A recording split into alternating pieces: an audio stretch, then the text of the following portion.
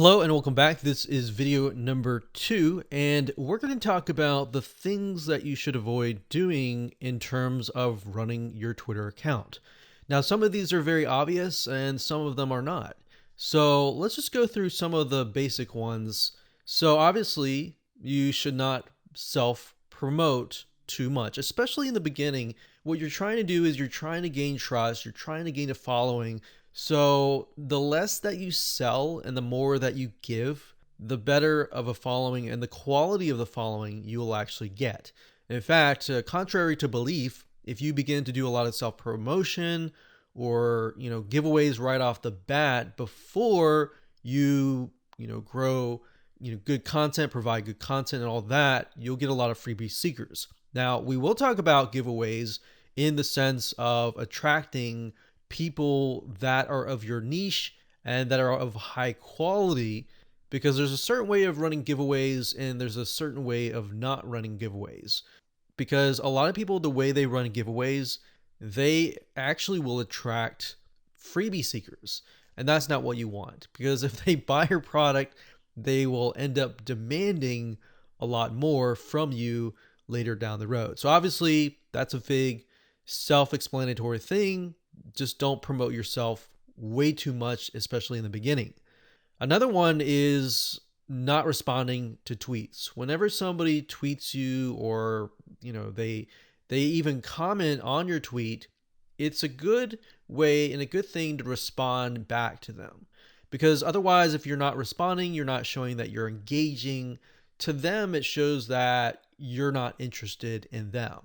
That's one thing that I've noticed whenever I was utilizing Twitter, was that the people that were highly engaged with those that were following with them, or even that were responding to their tweets, and they were responding back, a lot of them were actually really nice people. So really helpful people. And then you have people that are like, they don't even respond to any of their tweets. Now, obviously they can't respond to every single tweet, but if they're not really engaging, they are showing a little bit of authority, but it's more of like, it's kind of giving off that vibe of, I don't need to talk to you, I'm better than you, kind of thing.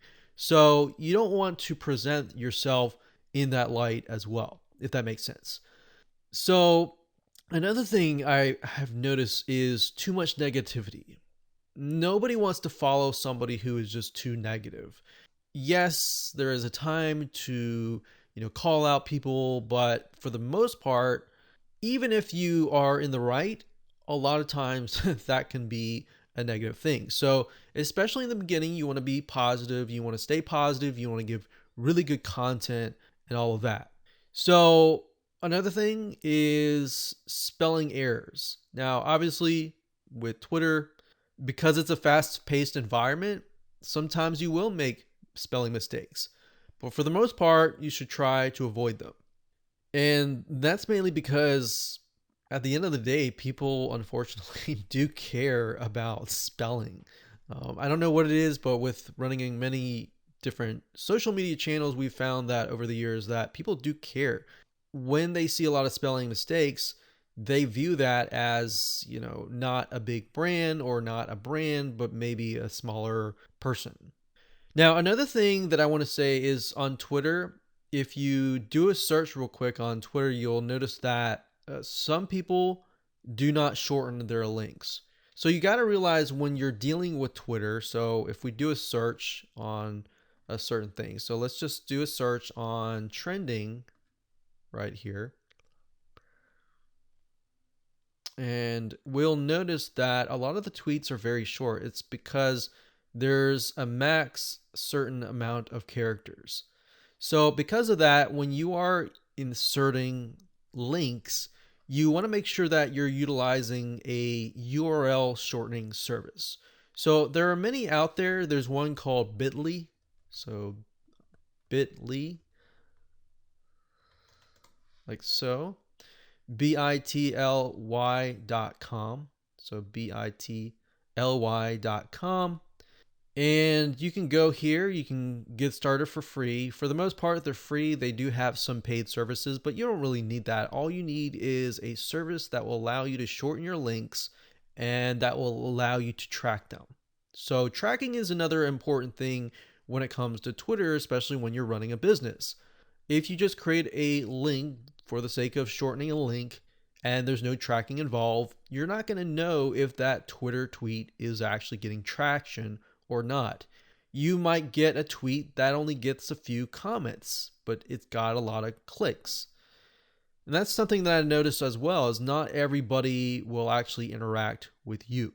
All right, so Bitly is one that is really good. So do not, in other words, do not use the natural URL, the URL that you're going, that's linking to your website.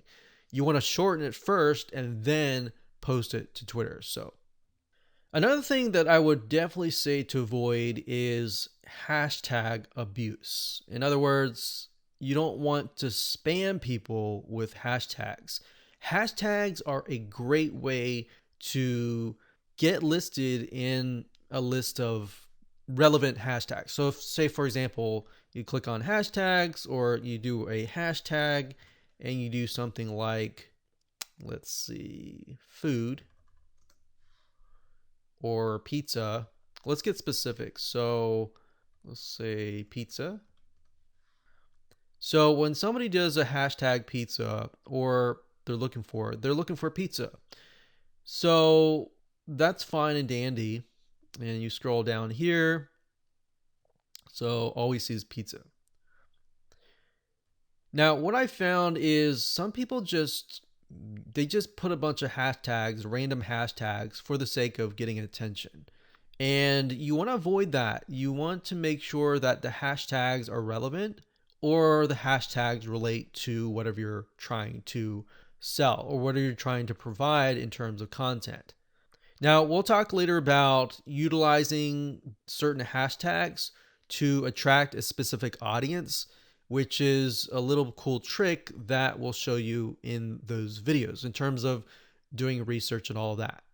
Okay, so those are just a couple of things that you should never do. Now, you should definitely update your profile, upload images, upload your logo, and all of that good stuff. But I don't want to go into too much depth. There's probably a list of hundreds of things that you should avoid doing, but those are definitely the big ones. All right. So with that said, let's move on to the next video.